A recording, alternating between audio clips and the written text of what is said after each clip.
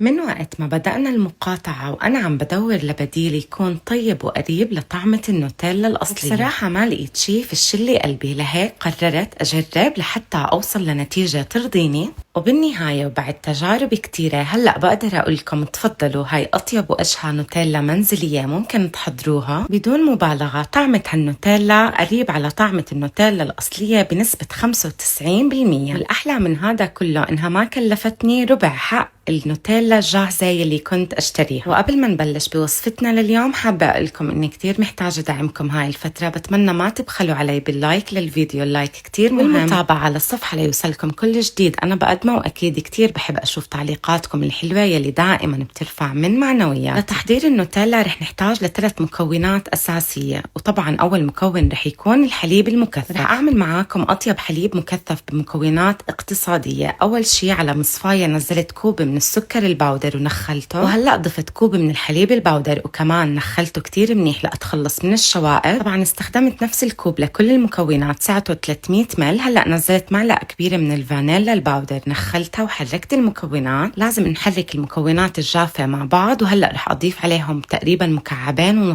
كبار من الزبدة بدرجة حرارة المطبخ. إذا بتلاحظوا الزبدة عندي قوامها لين، لازم تكون بهذا القوام.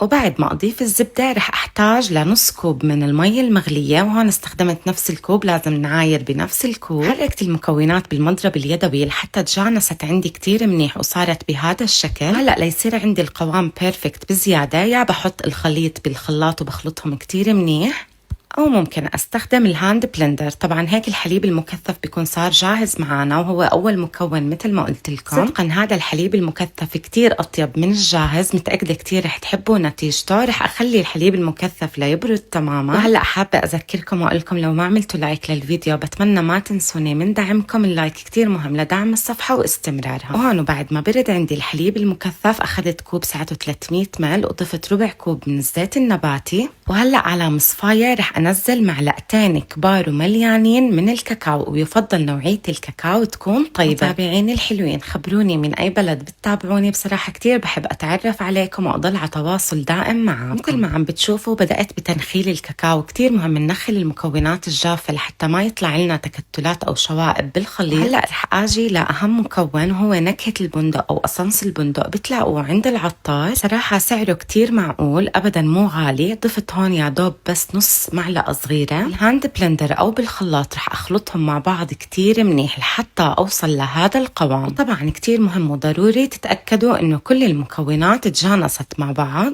هون الخليط لساته مرق عندي شوي، بس لما يبرد رح يصير كثيف أكتر بهذا الشكل. وهلأ مباشرة رح أضيف الشوكولاتة أو النوتيلا على المرتبان اللي بدي أحفظها فيه. أنا هون حضرت معاكم مقدار، بس رجعت عملت كمان نص مقدار، لأنه بصراحة عندي بالبيت كتير بيطلبوها وما عم بلحق عليهم فيها. المقدار ونص عملوا عندي 750 جرام. وهيك أطيب وأشهى نوتيلا منزلية بتكون صارت جاهزة معانا. معلقتين كاكاو ب3 مكونات بس. بتمنى وصفتي لليوم تكون عجبتكم. بتمنى ما تنسوني من دعائكم ومن دعمكم، وصحتين وعافية على قلبكم مقدما.